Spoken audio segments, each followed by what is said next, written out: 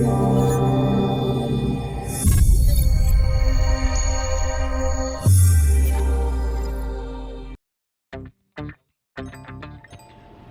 welcome back to the Head First Fishing Channel. We're here at St. Pete Fishing Outfitters, and I've got Mr. Cliff Nigh here, a fly fishing veteran, 35 years fly fishing in the state of Florida. He's got a wealth of knowledge we're going to introduce you today. Today we're going to talk about how you can get into fly fishing, and we're going to cover a lot about getting into saltwater fly fishing. So we got a really great source of information here today, and Cliff is the guy that's leading the fly tying lessons here. It's on Wednesday nights, correct? Wednesday evening, 6 o'clock. 6 o'clock Wednesday evening here at St. Pete Fishing Outfitters. It's a social event as well. You got to come check it out, especially if you want to make friends and learn to tie flies. Awesome event. But anyways, let's jump right into it, Cliff. Sure. You've been fishing here for a long time. What would you say is your favorite species to go after when you're fly fishing? What's your favorite thing to chase? Snook. Snook. I like snook, and I like snook on the beach. Snook on the beach, just the visual aspect. Yes. I gotcha. So, do you find that when you're out there chasing those snook on the beach, and they're out there in the summertime, do you see a lot more large breeder size fish out there? You see the bigger slot fish and up? You know, later on in the season, initially it's small fish. But then as the season progresses, the size of the fish get bigger. Right. So, yeah. Very cool. Now, beach snook is something that I haven't really put a lot of effort into. I spend most of my time inside the inlet catching snook in the mangroves, the backcountry, and whatnot. But I tell you what, I would love to get out and chase snook on the beach to where you can see them and put a lure in their face and watch that strike in that clear beach water. That sounds really exciting. It is. It is. My favorite times to fish the beach are real early in the morning or after sunset. You know, there's a saying that says, you know, the easiest way to meet a tourist in the state of Florida is to start fly fishing on the beach. And it's true. Everybody, wants to watch and see what you're doing. It is exciting.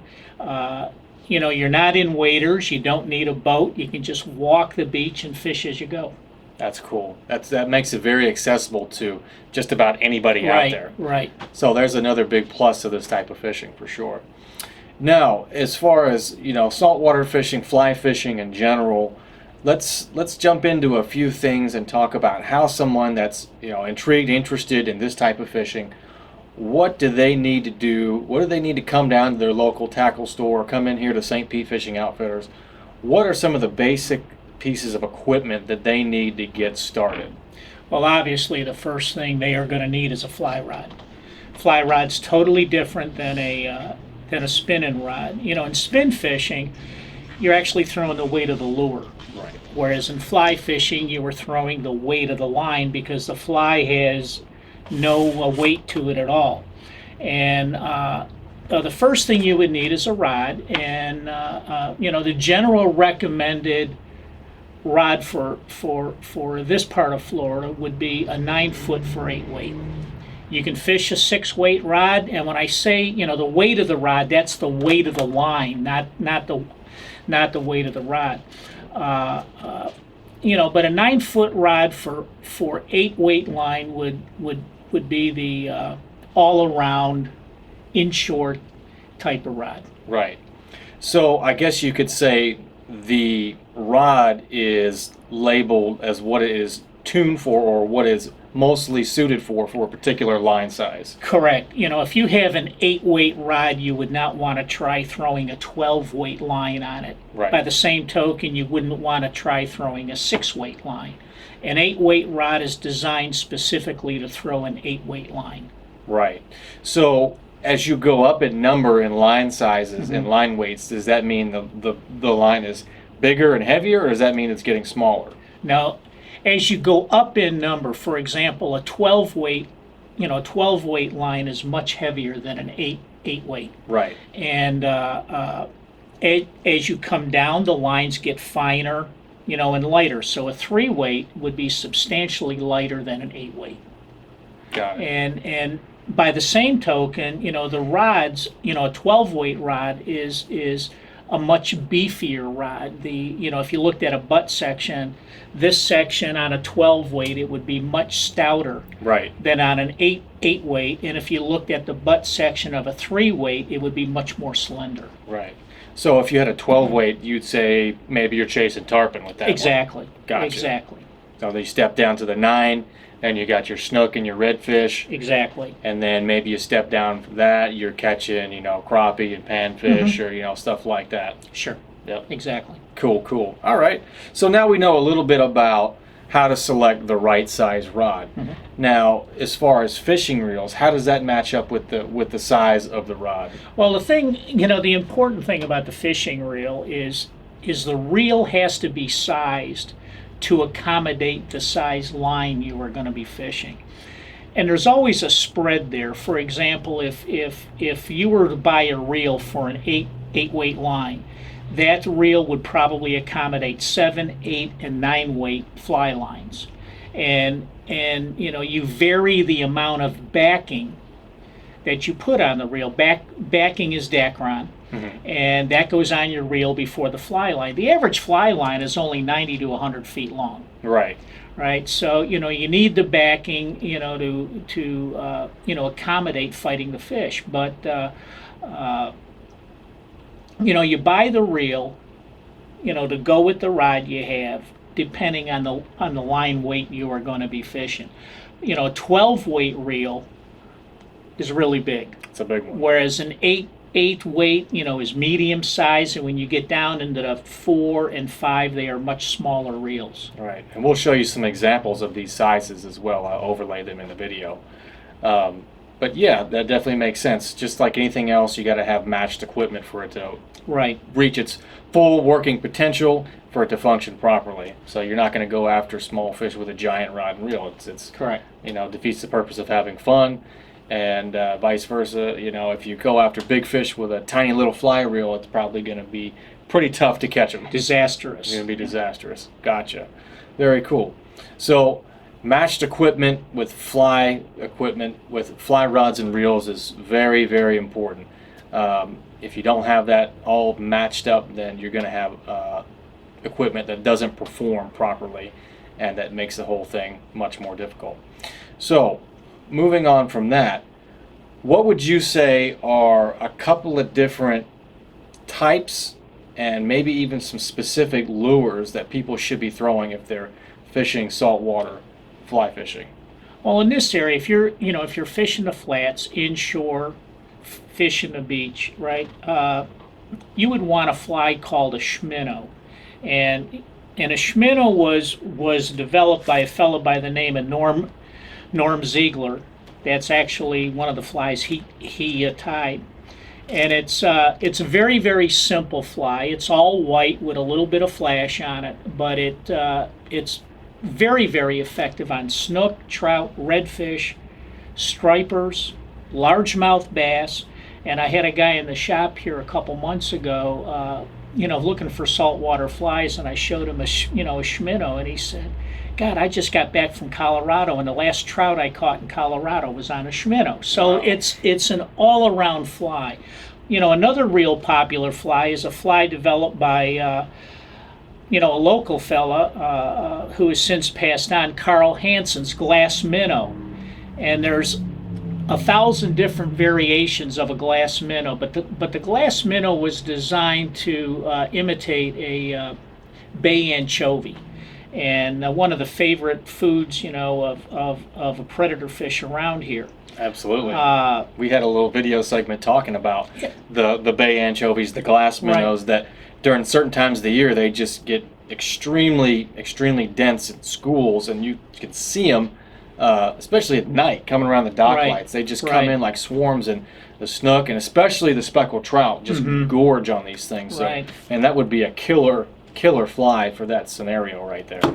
Another fly I would recommend is a Clouser. Everybody's heard of the Clouser minnow, Bob Clouser, and it's a relatively simple fly to tie, but it comes in a 101 different color combinations. That one happens to be root beer and gold, and very, very effective on the flats.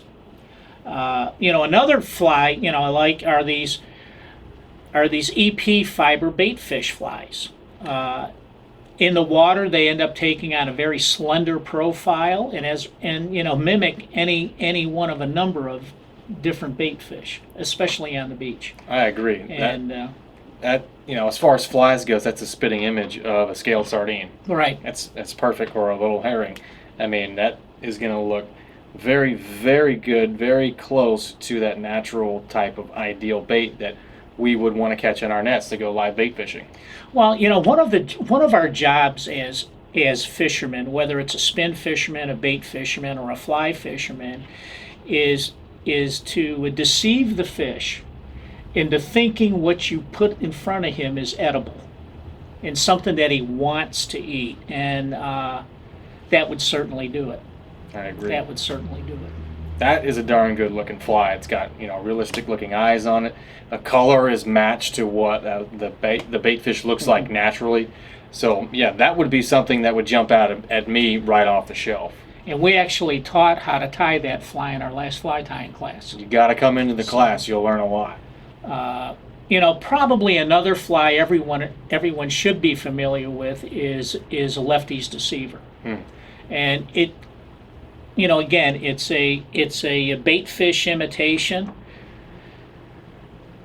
This is one there, and again, when you look at flies, you have to imagine them wet. And if you looked at that wet, it's going to give you that very slender profile, the white belly, the greenish top, a little bit of flash on the side, and Looks good. of course, the red gill patch on the bottom. Another very, very effective fly. Absolutely. And as you can see here, you can go nuts with flies. These are my personal fly boxes, and all of these flies work. But the four we just talked about are probably all you really need to get started. Right. So you can go out just about any day and throw these couple of flies and expect to be on target as far as Right. what the fish would want to be interested in. Exactly. Very cool. Exactly. I got you. So once you've got yourself a rod and reel, and once you've got the appropriate line, you've got a couple of really good effective lures, then what does the novice fly fisherman need to start doing first when they go out to start fishing? Well, I tell people all the time that the one mistake people make is they especially beach fishing. They walk down to the beach and they immediately start casting. And I don't care if you're on the grass flats. I don't care, if you're on the beach. It isn't a whole lot different than spin fishing, right? If I hunt deer, and I do, I use a bow and I use a rifle.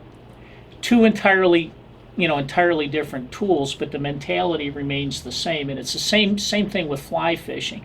The first thing I tell people is just go stand there for 10 or 15 minutes. Watch the wind, watch the birds, watch the water. Try to figure out what's going on. Mm-hmm. And if you can sight fish, if you see fish, and can sight fish, that's probably the most enjoyable aspect of fly fishing. But don't waste your time by not blind fishing. Right. All right. If I was a snook and if I was on the beach, where would I be? What would I be looking for? Right. You're probably going to be finding those snook in that first ditch between Right. dry sand and the sandbar. Right. That's probably where you're going to find a lot of them right there. Guys will come into the shop. We get an awful lot of people coming down here on a vacation, and they say, I want to fish for snook on the beach. What do I do? And the first thing I tell them to do is take off your shoes, walk out into the water. The water will be ankle deep, and all of a sudden it'll get knee deep, and then it'll get ankle deep again. Turn around and look at the shore. You're only 30 feet out. Exactly. And you want to fish that trough. The other place you want to keep an eye on is when those waves, just before they break, not that we have big waves here in Florida, but just as that wave comes in and starts to break, what that little wave is doing is dumping bait. Mm-hmm. So I've hooked big snook in water that deep. So it's watch what's going on. Take the time and watch. Absolutely. If the fish could sit in it, they can breathe, and Yeah, exactly. they can feed themselves. They'll sit in that water. It really will surprise a lot of people just how shallow some of these fish will get, but they will definitely Right. sit in super super shallow water. Just you can see the tops of their backs even sticking out sometimes. I was on a fishing trip probably a month and a half ago, and had some people along in the boat, and I was pulling up on the trolling motor, and I saw this tail coming out of the water. That's what everyone loves to see, is the redfish tail. Well, this was a snook, and his tail was wiggling out of the top of the water, and you could see his back out of the top of the water. And I hadn't seen that much at that time, but that was really cool, and that was worth going back to that area to explore. And we threw a couple baits on it. We weren't successful, but still worth it, just the sight itself. Right, right. One of the reasons fishing the beach is so much fun is you don't have to be a really great fly fisherman to have fun on the beach. If you're talking a 30-foot cast, I dare say almost anyone can learn to throw 30 to 40 feet of fly line in 20 minutes. Right. Now it takes the rest of your life to get really good at it. And to be able to throw the 75-foot cast you would need for a tarpon, Right. let's say. But to fish the beach and throw 30 feet of line is really quite simple. Yeah. So it's and there's great fishing right on the beach. And to your point, it's accessible to everybody. Absolutely. I always like to let people know about ways to fish that you don't have to have an expensive boat to get out there and go fishing. Right. Whether from the shoreline, you're wading, from the beach or off a pier, those are all great ways to catch fish. Mhm. And I grew up fishing off shorelines and fishing off piers and stuff like that. And getting a boat, everybody dreams about that one day. I have one now, but there's plenty of fishing to be done from the shore. Right. Exactly. The one thing that we didn't talk about, Joe, is leaders. All right, we have a fly line, we have a rod, we have a reel with backing on it, and we need something to tie our fly to. Right. And just like in spin fishing, if you're fishing braid, you need a leader. I think the difference in fly fishing is that has to be a tapered leader in order to turn your fly over from a fly cast. Right.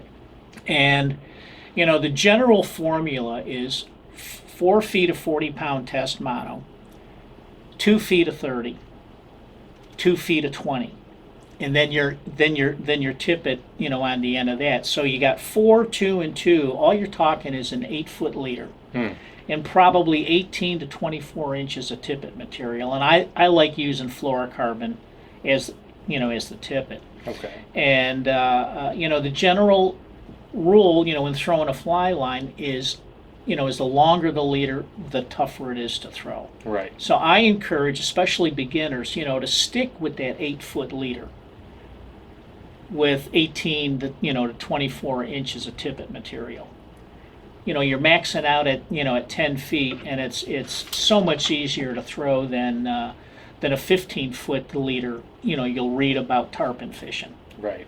So describe kind of what a tippet is, because I've heard that my whole life, but to me it just sounds like a leader, but it almost sounds like you have 2 leaders. So explain that. Well, the purpose for a tippet on a fly leader is it takes you time. Leaders, are a little pricey. Number one. Number two, if you tie them, I tie all of my own leaders, but if you tie them, you have time and effort involved in getting all the knots right and tying the leaders. What your tippet is designed for, that's what your fly gets tied to, and as you change flies, you're snipping off portions of your tippet. And you can fish a tippet right down to the leader, throw the leftover away, tie on a new tippet, and you haven't cut into your leader at all. Okay. So your leader's good.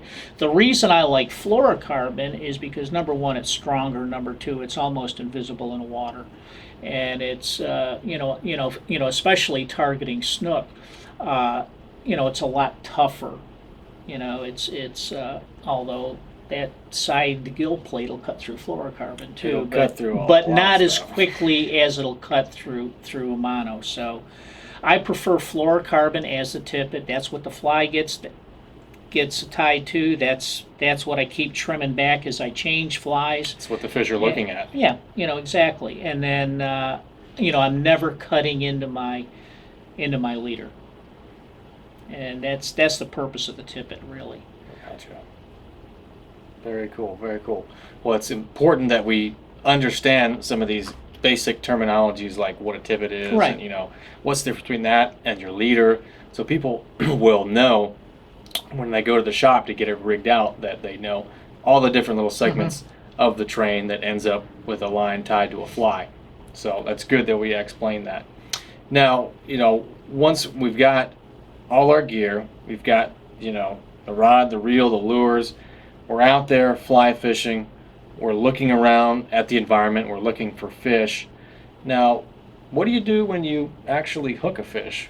It's different than when you're catching fish on spinning tackle or bait casting tackle. How does that go down? Well, I'm glad you brought that up, because one of the biggest mistakes I made, I'm from up north, and I grew up on spring creeks and limestone streams, in upstate New York, Pennsylvania, Vermont. I spent an inordinate amount of time and money bouncing around Montana, Wyoming, Idaho. And when I first came to Florida and first started saltwater fly fishing, I would get a hit, and I would do the typical trout set, which is you raise your rod. Mm-hmm. That's the last thing you want to do, right?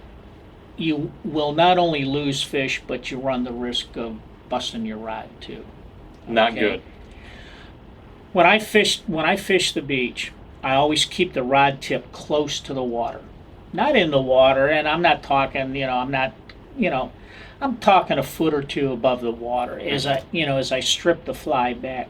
Once I get that hit, I set the hook with a hard strip, and it's not beyond me to set that hook twice. But it's more of a set like that rather than a raising of the rod. Right. Right. And then you have to be careful. It's called high sticking, where guys want when you play a cold water trout, it looks real pretty to have your rod way up in the air and fighting the fish like that and everything else like that. But you'll end up busting a fly rod on a 36-inch snook on the beach. So you want to keep the rod down, and as quickly as possible you want to get the fish on the reel. Right. And because as you're fishing and you're stripping line back, it isn't like a spinning rod where you can reel. You're actually stripping the line back, so you've got this pile of line at your feet. The fish hits. You end up, setting the hook. Now you've got the fish on it. You got all this line at your feet. The best advice I can give there is just reel like crazy to get that line back on the reel. So now you're fighting the fish with the reel. You talk to northern guys, and my mentality was, the reel is not important, because all the reel does is hold line on a fly line. And when it comes to cold water trout, to a certain extent, that is true. Right. Saltwater is an entirely different game, and probably one of the most important aspects of a saltwater reel is the drag. Right, for sure. All right, I've got freshwater trout reels at home that have absolutely no drag on it, because you palm the reel. Right. You use the palm of your hand, as a drag disc. Right. And that'll work on a 2-pound trout. Sure. You might take, 5-10 yards of line on his best day. Right. But it's a whole world of difference when you've got a 15-pound redfish or a 20-pound snook. Exactly. And that drag becomes very, very important in saltwater fishing. I'm sure you've probably had some fish take anywhere from 25 to 50 yards on a run. Fish of that, maybe more. I've had fish take me right down in into my backing. Mm. Strip all the 90 to 100 feet of fly line off, and now I've got backing out of the rod, and that's where the drag becomes very important. Right. Where you can go ahead and set it, make that fish work to take out line, tire them out is what you're trying to do. So. Very good. Well, yeah, that has really. It's been an education listening to all this information from you. I've considered getting into fly fishing for a long time, and I had really no idea about what the best way to go about it is. I mean, other than just diving right into it and buying a bunch of stuff. But listening to a very well-versed fly fisherman like yourself has really opened my eyes to a lot of the stuff that you need to look for in gear. To hear that there's particular patterns that are really successful, and I've also kind of picked up a little bit of the history behind saltwater fly fishing. So tell the viewers, who are some of the most influential people behind saltwater fly fishing as we know it today? Oh my gosh, you've got guys like Flip Pallet, Lefty Cray, Chico Fernandez. Locally, you've got a fellow by the name of Carl Hansen. As a matter of fact, the local fly fishing club, Suncoast Fly Fishers, is getting ready to run the annual Carl Hansen Memorial Tournament. We have a fly fishing tournament in honor of Carl. There aren't too awful many older guys down here that are tying flies that didn't spend at least a couple evenings at Carl's house tying flies. He was kind of like the local guru. But the Lefty Cray, Flip Pallet again. We had Flip here at our grand opening. Chico Fernandez wrote a book about redfish that's invaluable. Especially if you fish around here. But there's a lot of very, very influential people. Some are better known than others, but it's a community, and it's a small community, so everybody's willing to share. But all of these guys, probably the neatest thing about fly fishing is